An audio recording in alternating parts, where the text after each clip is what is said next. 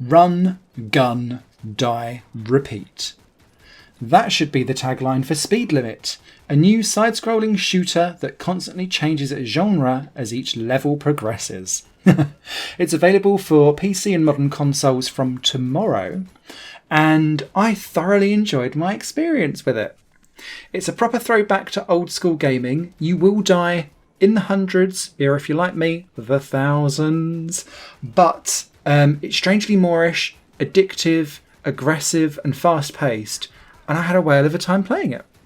You start off as a random commuter on a train who gets handed a gun by accident, and now the police think you're a terrorist and want you dead. It's got all of the story of a late 80s action hero movie, and that's all we care about for the story. What it means is that you'll be constantly running forward, clearing your path, and you'll be doing that either by jumping over objects or manoeuvring around objects to make sure you don't die, but then also making sure you don't get shot at, either by avoiding the fire or shooting all of the enemies in your path. So you move with the left analog stick, but you move your fire with the right one and then use the shoulder buttons as triggers, essentially to fire. In later levels, that can change up slightly, depending on the vehicle that you're using, because the main trick with Speed Limit is that as you progress through every second level, the genre completely changes. So you start off with a side-scrolling shooter at the beginning, you then jump from being on foot to being on wheels, and now you're driving around in a top-down old-school retro racer whilst still shooting at the same time. After that section, you'll then go full-on road rash / outrun Europa, where you've seeing it from behind the screen and you're on a motorcycle, but you've still got the gun to shoot. So as enemies come up on your left and right, or directly in front of you, you're still using your analog stick to shoot around and get rid of the helicopters that are trying to kill you, or the police on the bikes. After that, it then jumps into like a Desert Strike, Jungle Strike view, where you're watching a 2.5D isometric lane defense game, where you're shooting what's in front of you, but dodging all the planes and stuff trying to shoot you from behind. After a couple of levels of that, it then flips into like an Afterburner Space Harrier style game, where you are constantly moving forward in a 3D dogfight, having to reverse back and get behind people so you can shoot them or drop lasers behind. After 12 levels of action, you then get your final boss, which is a crazy amalgamation of all kinds of things. And what Speed Limit does best is it keeps you constantly on your toes, always charging forward, learning from your deaths so that you understand the patterns of movement for everyone, and getting better and slowly inching forward. There are checkpoints throughout, and whilst there is an easy and normal mode, the checkpoints are the same, but the level of enemies that you get are different between easy and normal. The other thing that I appreciated with easy mode is that it gives all of the enemies laser sight, so you can see if you're going to run into enemy fire as you're running forward or driving forward or so on and so forth. And I found that quite helpful to understand how the game works and in the patterns.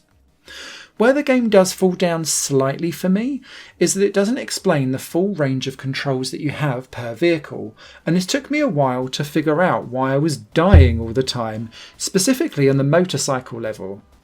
I didn't realise I was supposed to be pushing forward to make my momentum and my speed go faster for full throttle. And it wasn't until I kind of mucked about a bit with the controls and was like, because I kept on getting knocked off the bike from cars behind me, not realising I had to keep going forward.